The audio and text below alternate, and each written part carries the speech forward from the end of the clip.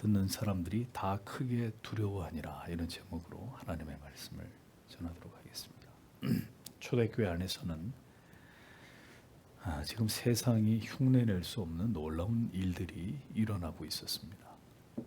성령께서 다스리시며 세우신 질서 속에서 모든 성도들은 아주 이상적인 공동체를 세워나가고 있었습니다. 오늘의 본문은 바로 그러한 성령의 역사를 통한 아름다운 신앙 공동체가 세워지던 그 한복판에서 일어난 일을 기록하고 있습니다. 이 사건은 초대교회의 이 아름다운 공동체를 허물기 위한 사탄 마귀의 공격이었음을 볼 수 있습니다. 성령은 교회 되게 세우시도록 역사하시지만 사탄 마귀는 반대로 어떻게든 이 거룩한 공동체를 파괴시키려고 하는 세력입니다. 이 교회는 언제나 이 거룩한 힘과 사악한 힘이 공존하는 가운데 존재하고 있는 것이 지상교회입니다. 5장 1절에 처음에 헬라어로 데라는 접속사가 한글 성경에는 생략이 되어 있습니다. 그러나 데라는 접속사. 바로 앞장의 기록을 보면 초대교회 출중한 일꾼 바나바가 자신의 밭을 팔아서 사도들의 발 앞에 둔 장면이 기록되어 있지요. 성경은 초대교회 공동체에 일어나고 있었던 이 아름다운 성령의 역사를 집중 조명하면서 가장 아름답고 본이 되는 모습과 그리고 그 반대의 모습을 이렇게 대조적으로 조명하면서 강력한 메시지를 우리들에게 던지고 있는 것을 볼 수 있습니다. 바나바는 이렇게 교회와 성도들을 섬기는 귀한 일에 앞장서서 적극 동참했지만 그러나로 이어지면서 이어 이 거명하게 되는 부부의 이름 아나니아와 삽비라, 이들은 이런 상황에서 아주 적절하지 못하게 성령의 역사를 거스리는 중대한 범죄를 저지르게 되었다라는 것을 성경이 우리에게 증언하고 있는 것입니다. 그래서 바나바가 행한 하나님 앞에서의 선한 헌신을 기록하고 난 곧바로 이어서 그러나라는 접속사를 붙여서 이와는 대조적인 어떤 부정적인 사건이 일어나고야 말았다는 사실을 암시하고 있는 것을 보여주는 것입니다. 5장 1절에 그러나 아나니아라는 이름의 어떤 남자가 그의 아내 삽비라와 함께 2절에 그리고 그가 그 값으로부터 따로 떼어두었다. 또한 그 아내도 함께 알아왔고 그리고 그가 어떤 일부분을 가져와서 사도들의 발들 곁에 두었다라고 기록되어 있습니다. 바나바의 행동과 대조를 이루는 아나니아와 삽비라의 행동을 주목해서 보십시오. 그들은 바나바처럼 동일하게 그들의 소유인 땅을 팔았습니다. 그런데 문제는 그 판 값을 모두 사도들의 발 앞에 둔 것이 아니라 그 가운데 얼마만을 가져다가 사도들에게 바치는 것입니다. 자, 이러한 이들의 행위가 왜 중대한 문제가 되었을까요? 그들이 땅을 팔지 않은 것도 아니었고 판 값을 전혀 드리지 않은 것도 아니었는데 왜 베드로 사도는 이 사건을 간과하지 않고 매우 중요한 문제로 부각시키고 있었던 것일까요? 초대교회가 굳건하게 세워지는 가운데 성령께서 그들의 마음을 장악하셔서 하나님의 뜻을 이루어가는 이 시점에서 이 부부가 보여준 이 같은 행동은 초대교회 전체에 매우 좋지 않은 영향을 미칠 수 있는 중대한 문제가 되었기 때문입니다. 성령의 지도하심을 따라서 모든 성도들이 분명한 원칙과 원리를 지키면서 그들의 공동체를 조직해 나아가고 있었는데 아나니아와 삽비라 이 부부가 보여준 이 어리석은 태도는 올바르고 분명하게 세워져 가야 될 공동체의 원칙을 허무는 매우 그릇된 행동이 되었기 때문입니다. 무엇보다 사도 베드로는 그들의 배후에 사탄이 역사하고 있다는 사실을 간파했습니다. 3절을 보면 그리고 베드로가 말했다. 아나니아야, 어찌하여 사단이 너의 마음을 가득하게 했느냐? 내가 성령을 거짓말로 속이려고 그리고 그 장소의 값으로부터 따로 떼어두려고 라고 추궁하고 있는 것을 보게 됩니다. 베드로 사도가 말합니다. 단도직입적으로 사단이 내 마음에 가득하다고 지적합니다. 사단은 성령의 통치함에 순복하여 견고한 공동체를 구축하고 있었던 초대 교회를 흔들어 놓을 기회를 엿보고 있었고, 이러한 사탄의 계략이 마침내 아나니아와 삽비라를 통해서 이루어진 것이고, 이 부분은 그렇게 사탄에게 농락을 당한 대상이 되어버린 것입니다. 성경은 이러한 과정을 정밀하게 기록하고 있습니다. 즉 사단이 내 마음에 가득하여라고 한글 성경에 번역이 되어 있는데, 원문에는 사단이 너의 마음을 가득하게 했느냐 이렇게 기록이 되어 있습니다. 여기서 가득하여에 해당되는 헬라어 에플레로센, 이 단어의 뜻은 가득하게 하다, 그것이 가득하게 했다라는 의미입니다. 자, 그러니까 이것은 무엇을 보여주는 것입니까? 죄를 범하는 것은 사람의 마음의 자발적인 행위로 마음에 사탄이 들어와서 죄악을 행하도록 충동함에 있어서 스스로의 의지를 통해서 죄를 저지르게 되는, 사탄이 충동을 했지만 거기에 대해서 반응하지 않고 사탄을 물리칠 수도 있었지만, 사탄이 들어와서 그 마음 가운데 충만하게 역사하도록 허용을 한 건 누구냐? 인간이란 말이에요. 사탄이 죄를 저지르도록 충동함에 있어서 인간 스스로의 의지를 통해서 죄를 저지르게 된 이 인간의 나약성과 죄성을 지적하고 있는 부분이 이 단어 안에 담겨 있는 것입니다. 원치 않았는데 사탄이 그를 장악해서 그 안에 역사한 게 아니라, 사탄은 유혹을 했고 아나니아와 삽비라는 거기에 응했던 것입니다. 사탄의 생각이 들어와서 그것이 그 마음을 완전히 지배하도록 방치한 것은 아나니아와 삽비라의 죄라는 것입니다.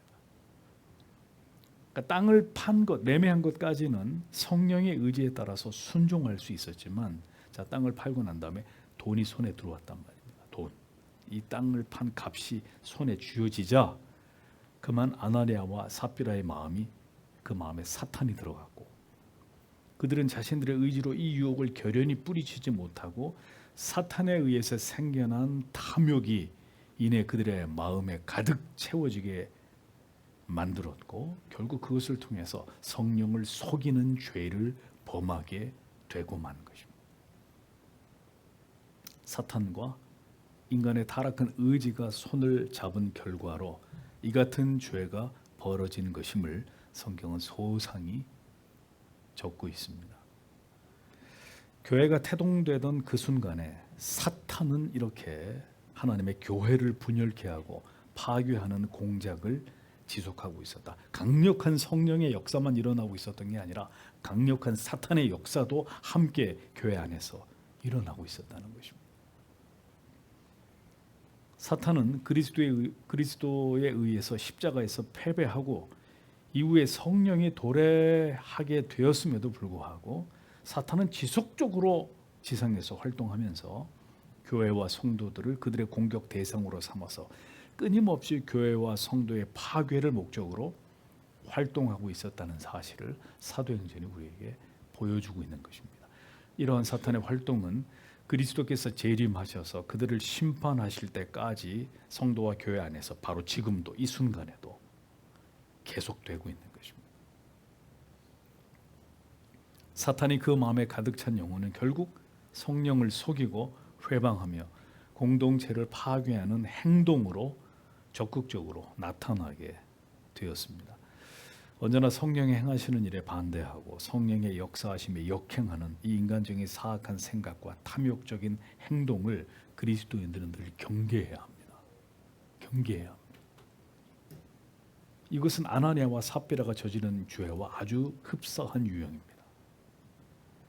모든 교회와 성도가 교회의 개혁을 위해서 예배와 기도와 말씀과 양육과 전도와 모든 하나님이 기뻐하시는 일에 집중할 때, 영적으로 깨어있는 건강한 성도들은 성령의 음성을 들으면서 그것에 함께 동참하고 같은 방향으로 나아가는데 꼭 어깃장을 놓는 사람이 있어요. 네?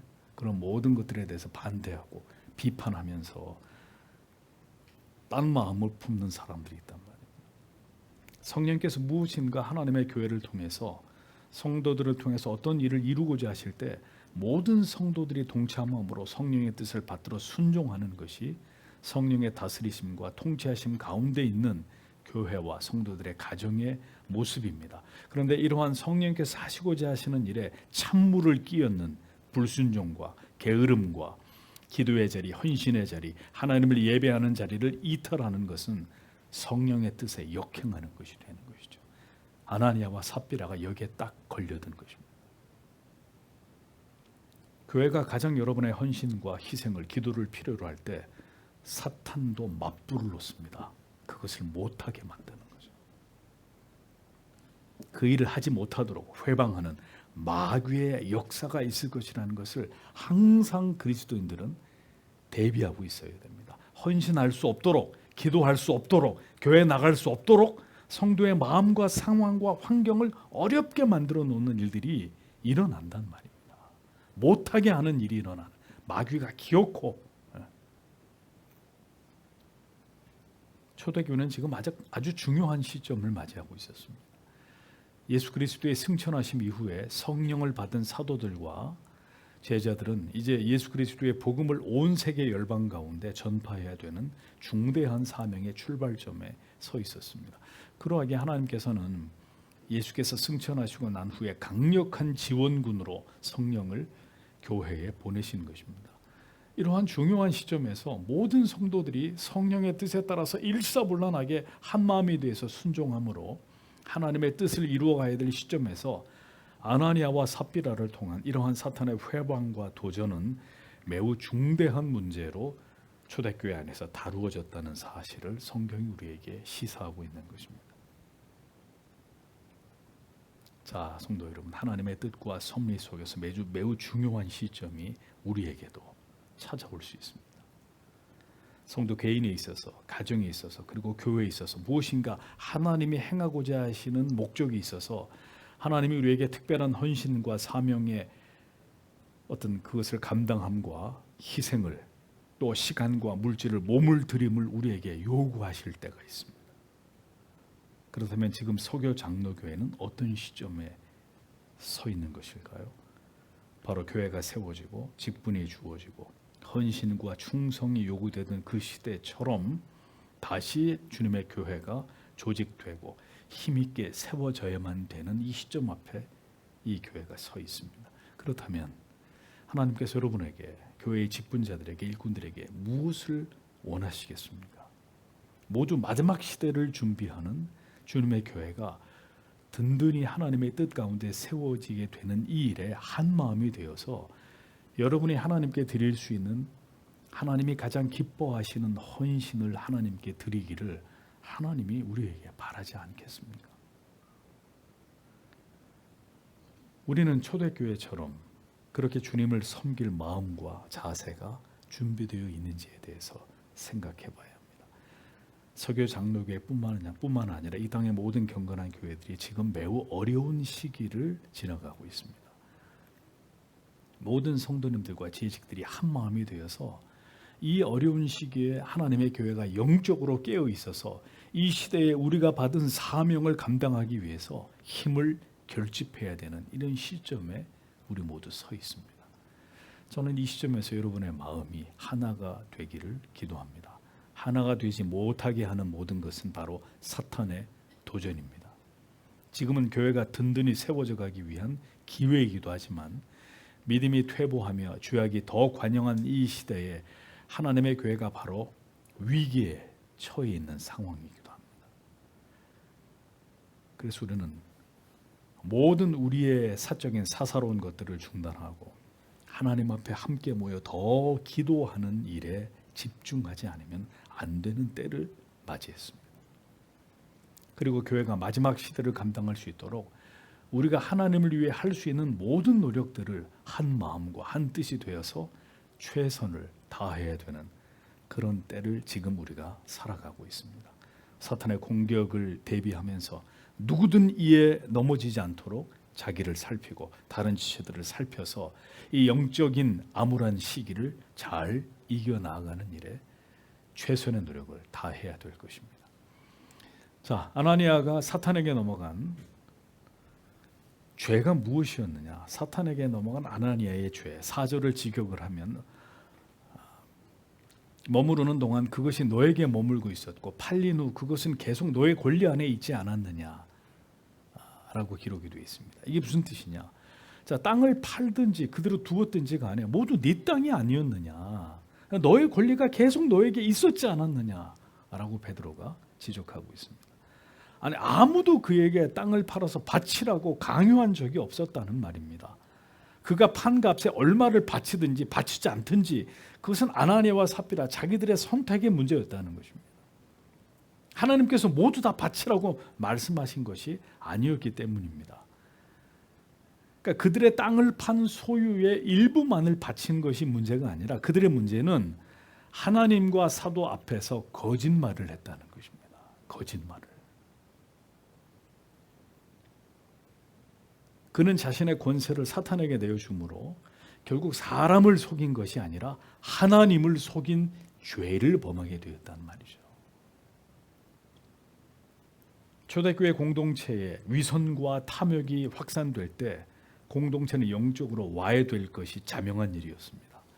하나님께서는 이러한 거짓과 물질에 대한 탐욕에 넘어간 아나니아와 삽비라를 매우 특별하게 엄중하게 그들의 죄를 물으시기로 작정하신 것입니다. 일종의 시범 케이스가 되는 것이죠.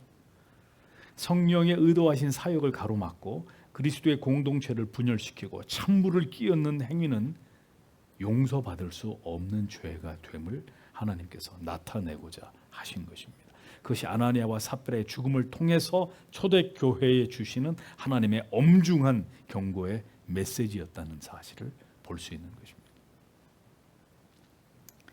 누구든지 개인적으로 지은 죄는 사함을 받을 수 있어도 잘 보십시오. 교회를 어지럽히거나 공동체를 파괴하는 행위는 절대로 용서받을 수가 없습니다.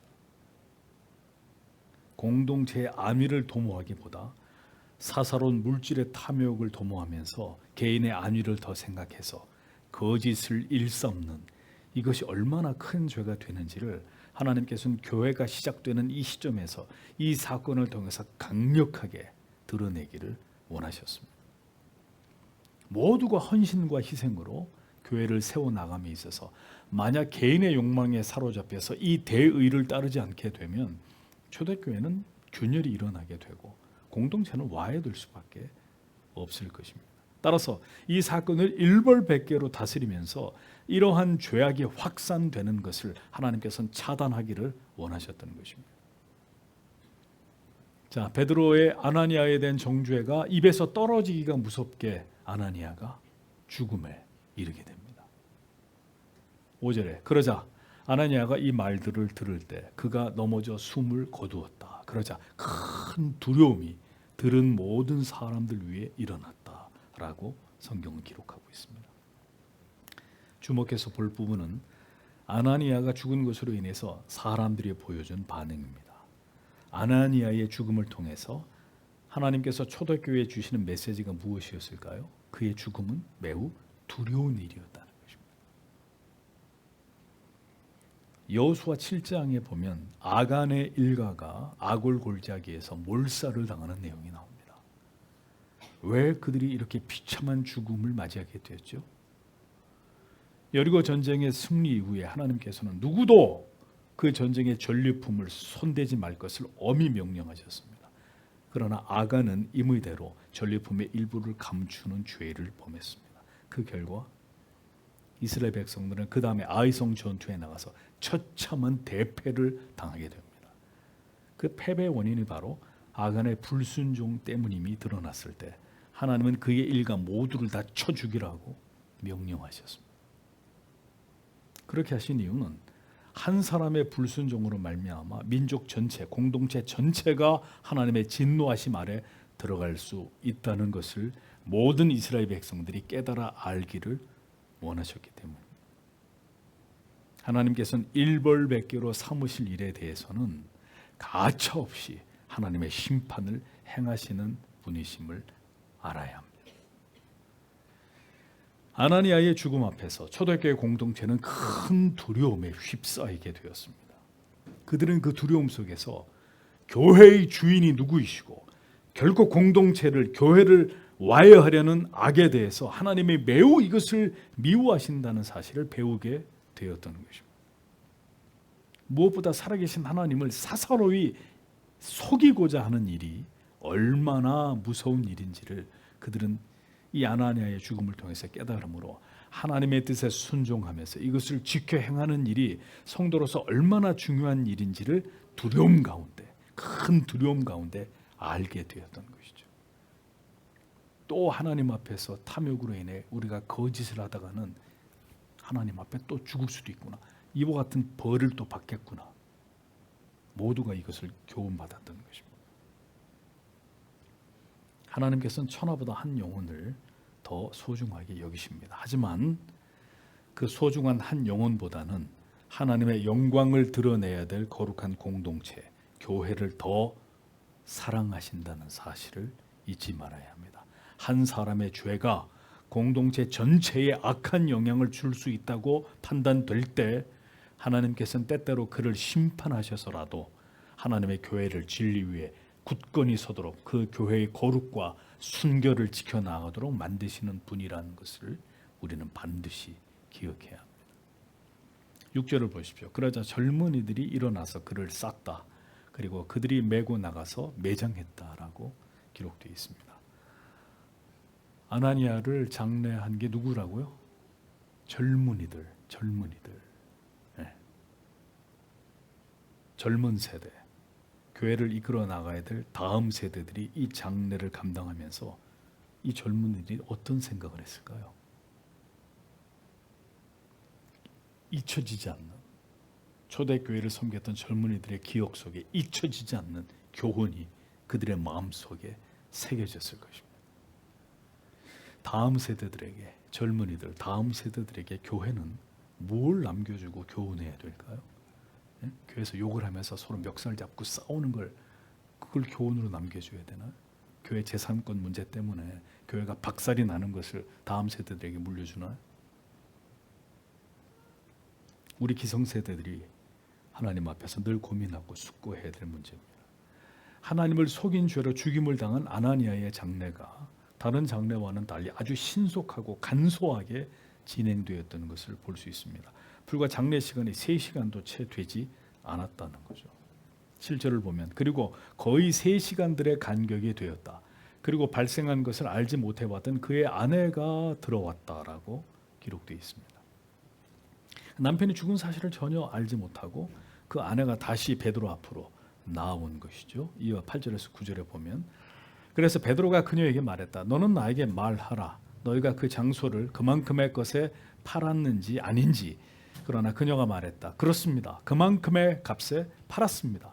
그러자 베드로가 그녀에게 말했다. 왜 주의 영을 시험하는 것이 너희에게 동의 되었느냐. 보라, 너의 남편을 매장한 자들의 발들이 문에 있다. 그리고 그들이 너를 메고 나갈 것이다. 라고 기록하고 있습니다. 베드로가 말합니다. 너희가 어찌 함께 꾀하여 라고 했습니다. 함께 꾀하여, 부부가 함께 작당이 돼서 그 일을 꾀했다는 것입니다. 땅을 판 값을 속이는 일이 두 부부의 공모였다라는 점을 밝히고 있는 것입니다. 2절에 그 아내도 알더라라고 분명히 기록되어 있죠. 그 아내도 알더라. 여기서 알더라라는 단어, 슈네이듀에스라는 단어는 정확히 말하면 이미 그 아내도 함께 알아왔다라는 정확한 의미는 그것입니다. 함께 알아왔다. 즉 땅을 팔기 전에 아나니아와 삽비라는 이미 그 땅을 판 것의 일부만을 사도에게 바치기로 공모했다는 사실을 알 수 있습니다. 우발적인 게 아니었다는 거예요. 이들이 땅값의 일부를 바치고자 한 것은 이미 두 사람의 의논 끝에 정해진 일이었고 두 사람이 합의된 일이었다는 사실을 말씀하고 있습니다. 자, 하지만 앞에서 말한 바대로 땅값을 속인 것이, 하나님 앞에 이것을 속인 것이 문제였다. 남편과 동일하게 아내 또한 사도의 발에 하나님 앞에서 이것을 속이려고 한 것, 자, 이것이 화근이 된 것을 알 수 있습니다. 물론 사도의 질문의 의도를 생각해 볼 때 이렇게 질문을 한 이유는 대부분의 초대교회 성도들은 자기들의 밭이나 집을 판 것에 전부를 사도들에게 바친 것에 비교해서 그들 마음속에 탐욕이 있음을 지적하고자 했던 이런 이유에서 질문을 한 부분도 있습니다. 하지만 그들이 목숨까지 잃을 정도로 크게 범죄한 직접적인 이유는 바로 주의 영, 하나님을 속이려 했다는 것. 이게 더 크게 강조되어서 생각해 봐야 될 부분이라는 것. 거짓말을 했다는 것. 부부가 함께 죄를 범한 장면. 창세기로 거슬러 올라갑니다. 아담과 하와가 그 출발점이었습니다. 하와가 범죄했을 때 아담이 어떻게 했어야 될까요? 꾸짖었어야죠. 응? 그대가 어찌하여 하나님이 그토록 우리에게 엄히 명령하신 것을 어기고 선악을 알게 하는 나무 열매를 따먹었단 말이오. 꾸짖었어야죠. 아담도 함께 죄악에 동참했습니다. 왜 하나님께서 혼자 살게 하지 않으시고 부부가 함께 한 몸을 이루어 살게 하셨습니까? 왜 결혼이라는 제도를 만드셨습니까? 인간은 연약한 존재이기 때문에 혼자이면 넘어지고 쓰러질 수 있기 때문입니다. 반드시 한 사람 옆에서 또 한 사람이 붙들어 주어야 바로잡는 역할을 해야 그나마 하나님의 뜻을 찾아서 나아갈 수 있는 연약한 존재들이 인간이란 말입니다. 믿음의 가정을 이루어 믿는 두 사람이 부부가 되어야 되는 이유가 여기에 있는 것입니다. 한 사람이 죄를 범하면 다른 한 사람이 깨어 있어서 이것을 저지하고 막아야 되는 거죠. 꾸짖어야 되는 것입니다. 당신이 어찌하여 하나님 앞에 죄를 범하려고 하는 겁니까? 에? 하나님이 두렵지 않습니까, 여보? 그러면 두 부부는 함께 살 수 있습니다. 하나님의 뜻을 지키면서 바른 믿음의 길로 계속해서 갈 수 있습니다.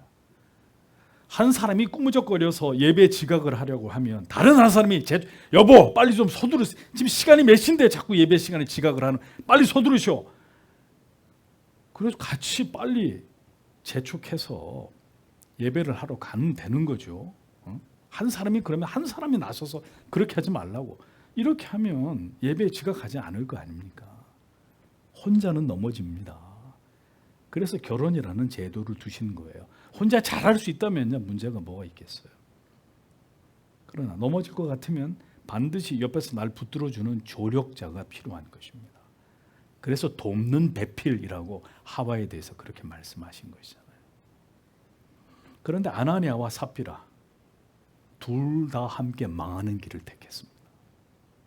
둘 중에 한 사람이라도 깨어 있었더라면, 하나님을 두려워했더라면 이 비극은 막을 수 있었겠지만 둘 다 하나님을 두려워하지 않고 물질의 눈이 멀어버렸습니다. 하나님을 속이는 게 얼마나 큰 죄인지 둘 다 전혀 깨닫지 못하고 있었다는 얘기예요. 성도 여러분, 우리는 물질에 있어서 하나님 앞에 깨끗합니까? 두 번째, 우리는 때때로 하나님을 마음대로 속이려고 하지 않습니까? 하나님께 드려야 될 시간이 있어서 여러분은 인색하시거나 드려야 될 전부를 드리지 않고 시간, 물질, 몸을 드림에 있어서 하나님을 속이거나 부족함이 없었는지를 돌아보실 필요가 있습니다. 적어도 삽비라만이라도 남편의 이 같은 어리석은 마음과 행동과 달리 차라리 사실을 밝히고 그것이 탐심이었다는 사실을 인정하고 사도 앞에서 돌이켜 회개했더라면 그녀도 목숨을 잃는 일까지는 없었을 것입니다. 하지만 부부가 모두 함께 작당을 했고 부부가 함께 모두 하나님을 기만하려고 했던 것을 통해서 부부가 한날에 모두 하나님의 심판을 받아서 목숨을 잃게 되는 무서운 일이 초대교회 공동체 안에서 일어났던 것입니다. 하나님께서는 교회를 사랑하십니다. 그 교회가 하나님을 어떻게 섬길 것인가에 관해서 하나님은 매우 뚜렷하고 분명한 기준을 세워서 누구든 이 기준과 원칙을 따라서 하나님을 섬기는 것을 기뻐하십니다. 그래서 건강한 교회는 원칙이 있는 거예요. 교리가 있는 거예요. 법이 있는 거예요. 질서가 있는 거예요. 마음대로 사람들이 하자는 대로 하는 게 아니라 하나님의 법, 교리, 분명한 교회의 원칙 따라서 하나님의 교회가 진행되는 교회가 신본주의적인 교회예요. 사람들 멋대로 하는 게 아니라 하나님의 법대로 하는 교회가 바른 교회란 말입니다. 하나님이 통치하는 교회라고요. 하나님께서는 그 자녀들을 사랑하시지만 그 누구도 하나님의 교회와 공동체를 회방하고 흔들고자 할 때는 하나님은 가차없이 이에 대해서 일벌백계로 다스려서 공동체의 거룩성과 순결을 지켜내기를 원하는 분이시라는 점을 잊지 마십시오. 그래서 교회 안에서 항상 본을 보이는 일에 열심을 내는 성도님들이 계셔야 합니다. 열심을 내는 부부들이 많이 교회 안에 존재해야 되는 것입니다. 교회와 성도가 이렇게 하나님을 두려워함이 없다면 그 교회와 성도를 통해서 하나님께서 이 세상 가운데 어떻게 영광을 받으시겠습니까? 성도가 하나님을 두려워하지 않는데 세상이 무엇 때문에 하나님의 존재를 두려워하겠습니까? 하나님께서는 초대교회가 이렇게 하나님께서 세우신 질서와 원리를 굳게 지키면서 세상 속에서 세상을 변화시키는 강력한 하나님의 사람들과 구원의 도구로 쓰여지기를 기대하셨습니다. 자, 그러나 오늘의 교회와 공동체를 보십시오. 이러한 하나님의 통치가 분명하게 일어나고 있습니까? 치리와 권징이 분명히 시행되고 온 성도들이 두려워할 만한 하나님의 징벌과 심판이 이루어지고 있습니까? 오늘의 현실은 그렇지 않습니다. 이유가 무엇 때문일까요? 지금은 사도행전 속의 교회가 처음 태동되던 그런 시기가 아니기 때문이죠. 하나님의 신속한 이러한 심판이 이루어지지 않는 것은 그만큼 교회가 하나님께로부터 멀어져서 어디서부터 어디까지 하나님께서 손을 봐야 될지 총체적으로 진리에서 떠나 있기 때문에 하나님께서는 죄에게 관영한 세상과 그 가운데 교회를 향해서 그때처럼 즉각 이렇게 심판하시거나 죄를 다스리시지 않는 것입니다. 지금은 초대교회가 아니잖아요. 그러니까 그 얘기는 그만큼 하나님과 우리 사이의 갭이 너무 커졌다는 얘기입니다. 그때는 일부만 도려내고 일부만 딱 하나님이 징벌하면 전체가 움찔하면서 그 하나님을 두렵게 생각하던 시대였지만 지금은 전체가 썩고 일부만 살아있는 시대입니다. 그만큼 교회와 성도들이 많은 부분 죄로 인해서 이미 타락할 대로 타락해버렸다는 방증이 되는 것이죠. 하지만 만약 어떤 교회와 성도이든 다시 성경의 진리로 돌아가기 위해서 뜻을 세우고 하나님의 통치를 기뻐하면서 하나님의 법을 사모하고 하나님이 친히 우리를 다스려 주시기를 간절히 기도한다면 그렇게 하나님께로 돌아가고자 하는 깨어있는 교회와 성도 안에서 하나님은 오늘도 하나님의 놀라운 하나님의 통치를 하나님의 간섭하심을 나타내 보이시는 분이십니다. 그렇게 하심으로 두렵고 떨림으로 그 교회와 공동체가 하나님을 경외함으로 무지와 어두움 속에서 벗어나서 하나님을 기쁘게 하는 영적인 명민함을 갖게 하기 위해서 하나님께서는 그렇게 하나님의 뜻을 구체적으로 하나님을 앙망하는 교회에게 성도들에게 하나님의 뜻을 드러내시는 것입니다. 교회와 공동체의 모든 성도들은 때때로 하나님의 존재 내서 하나님이 행하시는 어떤 일들을 보면서 두려움을 느껴야 됩니다. 두려움. 하나님이 사랑이 하나님의 자비, 긍휼, 하나님의 인애 다 그것도 맛봐야 되지만 하나님의 풍성한 사랑도 우리가 하나님을 경외하고 사랑하면서 충분히 맛봐야 되지만 때때로 죄에 대해서 하나님이 진노하시고 얼마나 하나님께서 그것을 엄유하게 여기시는지에 대해서 하나님이 역사하시는 걸 보면서 두려움을 느껴야 된다. 두려움. 하나님이 지금 우리에게 무엇을 원하시는지를 모두 함께 받고 그것을 위해 모든 성도들이 한 마음과 한 뜻이 되어서 하나님이 원하시는 것을 이루어 드리기 위해서 모두가 최선을 다해야 합니다. 그러려면 하나님을 두려워하는 마음이 우리 안에 있어야 된다는 것이죠. 하나님께서는 하나님의 교회와 성도들의 공동체가 무너지는 것에 대해서도 다시 회복되고 갱신되는 것에 대해서도 아주 지대한 관심을 가지고 계신 분이십니다. 지금은 이미 여러분들에게 오래전부터 말씀드린 바대로 교회가 새로워져야 될 시기입니다. 엊그제 고신총회에 교단 모든 장로님, 목사님들이 모여서 회개기도를 하면서 아주 창피하게도 목회자 윤리 강령을 발표했습니다. 이제 목회자들 윤리 강령까지를 발표하면서 우리 이런 거 했소라고 얘기해서라도 이 불명예를 벗으려고 하는 이제 이런 것이라도 하지 않으면 안 되는 처지까지 돼버렸죠.